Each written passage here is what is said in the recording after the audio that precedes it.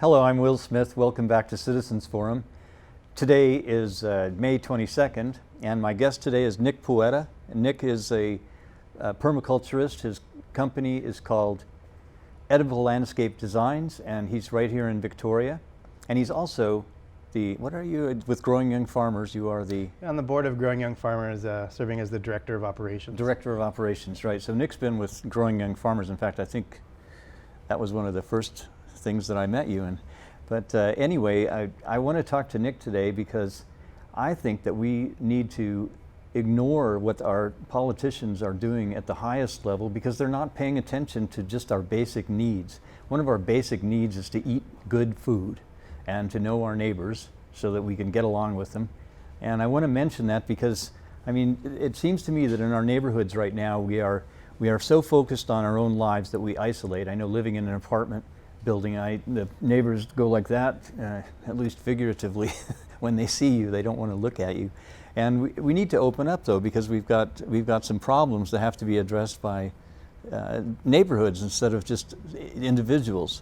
So, I mean, in our neighborhood situations right now, you can get neighborhoods mad at you just because you have an RV parked in the driveway, and then nobody will talk to you for 2 years, right? Right. But the idea is that if we get some permaculture installations into our neighborhoods, if we get together as neighbors and decide what we're going to grow, we can make we can make a lot of food happen, right? So why don't you just tell us about that, about how that way of looking at permaculture instead of our traditional crops can aid us in having a resilient neighborhood. Sure, yeah. I mean, one of the systems we use is permaculture in the work. We kind of often bring it down to edible landscaping. That's why we called our business that, because it's just easier to understand for folks. So, permaculture is essentially a design system where in great detail, you look at all of the influences and the factors going on in the environment before you, and in your own inner world, before you design any system so that it has the best chance of lasting for a long time, of making good use of resources, not wasting anything. So we do that kind of design work with individuals. We do it with schools and community centers, and it can also be done, in sort of neighborhoods, with people sharing yards and growing crops.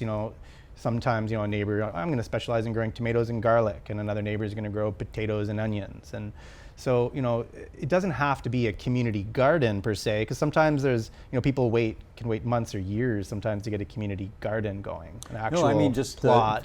Yeah, no, exactly. People turning their yards, because there's so many yards here. Yeah, there's a lot. We're the city of gardens, and there's a lot of really beautiful gardens there. And what we love to do is help people to make their gardens remain beautiful, but also become very edible at the same time. We're doing a do-it-yourself edible landscaping course right now to teach people how to do that, because oftentimes that's one of the biggest stepping stones or blockages rather to having an edible landscape, is where to start, and can't necessarily afford a whole landscape makeover. Right. So start simple. That's what we always recommend. It's like grow something.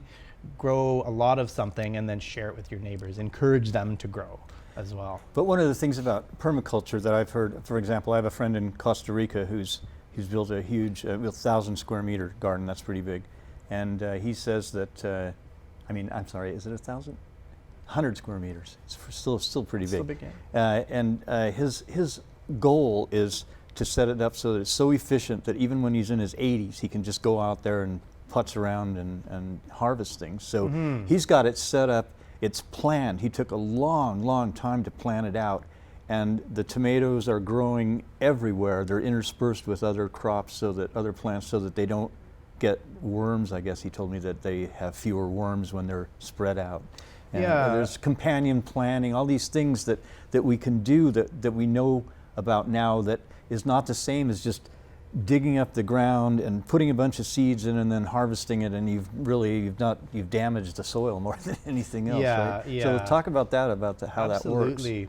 One of my personal favorite parts of edible landscaping, permaculture, is food forestry, is one of the terms for it. And so essentially I like to call it food forestry because if you can imagine, even just a small forest ecosystem where you have your tallest tree layer, let's just say in this case, we're only going as tall as fruit trees. Because most residential farming, you're not going to the layer of nut trees, which would be the real canopy layer. But you have, fruit trees, mature fruit trees, and then under that you have smaller, some smaller trees and berry shrubs typically is the shrub layer, and there you can have other shrubs mixed in there. And then, moving down from that, you're having your herbaceous layer, you're having your vining layers, you're having your ground covers, your root crops. But while you're designing this, you're thinking about edibles, but as you're mentioning, Will, you're also including in there plants that will bring nitrogen into the soil, that will do pest control by choosing the right plants that, say, the predators for aphids like to nest in, so that you'll have an abundance of those predators to feed on the aphids so they don't become a problem. So you're mimicking an ecosystem in the way that you're planting your food garden. Nobody waters the forest, nobody weeds the forest. It takes care of itself. It takes care of itself. So how can you best mimic that so there's the least amount of management that you have to do in the system in order to do so? So we love to talk about drought-tolerant edible species and building those kinds of systems in people's gardens. So. That sounds great to me.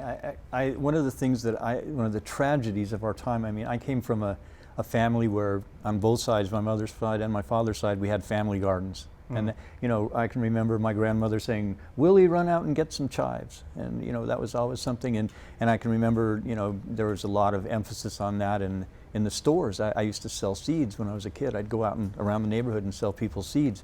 And we've gotten away from that. But maybe it's not so bad because the technology has really, our understanding of how plants work and how we can use them to help themselves grow so maybe it's okay. I was sort of bemoaning the fact that we've lost this heritage, but maybe it's changed so much. What do you think about that? Has our technology, our understanding of plants, I should say, changed a lot? I would say it has. In some ways, it was probably greater if you go back far enough in time. I think we actually lost a lot during the so-called Green Revolution, where we started using a lot of fertilizers. Using the nitrogen excess from bomb making to grow our food.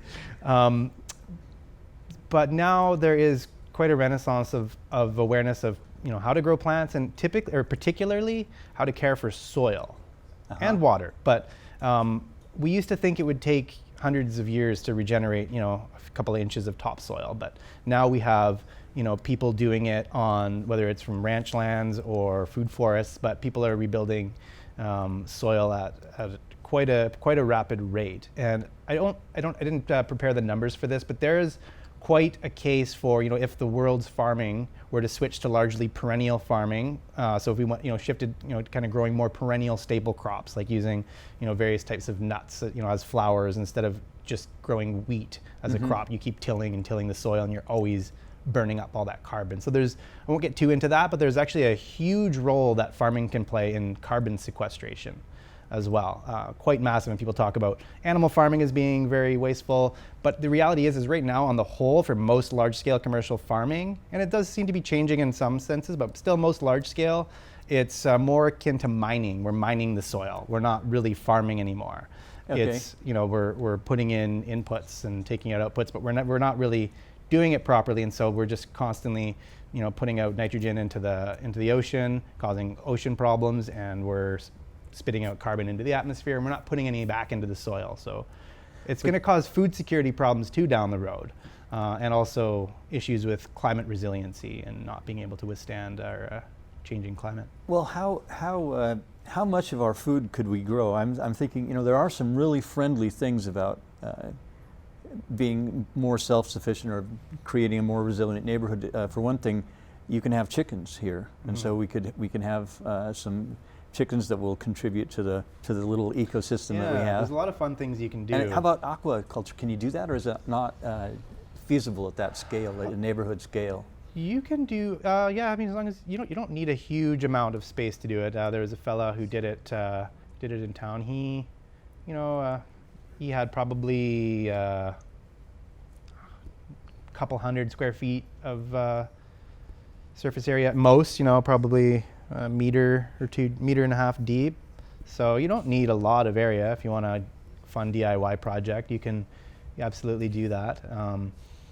But yeah, I mean, a lot of folks, you can use chicken tractors to slowly convert your lawn. It can be easy. So you can put a tractor behind a chicken? How does this let me work? explain. So a chicken tractor, essentially, it's a movable. Not always. Usually, a coop is included, so it's a movable coop and pen. So what you do is you set it in a spot where you want to turn that grass. Oftentimes, what we have an abundance of, I want to turn that grass into garden. I don't necessarily want to dig that or till that. I can put chickens there, get eggs while they turn up that soil. That's great. So that's one of the ways that you can make gardening a little bit easier and get a benefit. And we could do that here. It's legal to do that Yeah, here. and if I would leave folks with one thing, if you want to build a new garden where there's grass, let digging it up be your last resort, because there's, Google lasagna gardening or sheet mulching. Oh, right. Because that can just make use of waste resources and make your life a lot easier and your soil a lot better too. I learned about that from growing young farmers, and that's one of the things that's really exciting. Going to see those kids and how they react when they grow their own food and when they take care of the chickens. I mean, that's just see them fighting over broccoli. Yeah, this generation coming up it's really kind of exciting to see that, isn't it? So how many schools is Growing Young Farmers reaching now? That's a good question. I'm not even sure right now where we're at with the number of schools. It kind of varies a little bit each year, but the organization is at a point now where it's nice and steady, and there's always more interest for schools. And actually, if anyone watching is ever interested, we're always looking for good grower educators to teach the kids. I'll put the add in URL. There's a website for that right here. gyfs.ca. You can find it. Growing Young Farmers Society. There's the more grower educators we have, the more schools we can have on board too. Well, I think if we have some gardens here, we can just extend an open invitation to any of the politicians who don't seem to be seeing the same things that we're seeing, that there is a problem with us obtaining food in the future, and they can eat in our gardens. I mean, we'll take care of them for a change. Yeah. So is there anything else you want to say about the situation right now, about where we're headed? Yeah, I mean, we got into this business particularly because we were made aware of some of the current issues and potential larger issues down the road of how we're farming, its impact, and also the sustainability of it. I mean, a lot of large civilizations over the span of human civilization have fallen, because of the inability to produce food, because they deplete their soil. Right. We actually now, like you're saying, we have the knowledge and the technology to farm a lot differently, a lot more efficiently, a lot more in tune with the cycles of nature, so that we can actually build our fertility rather than destroy it. And it starts on a local scale, and taking back our sort of growing power rather than having these mega farms grow it in ways that are all about the profits at the grocery store rather than the profits to our health. It's worth spending a bit more energy and time on a carrot that if you test it, its nutrient density is going to be quite a bit higher than one just grown in a GMO carrot. Yeah. All right, well, we're out of time. Thanks a lot. All right, thanks, Will. Great to see you, and You too. great to hear about this. I'm really excited about the future. Likewise. Thanks for watching this segment of Citizens Forum.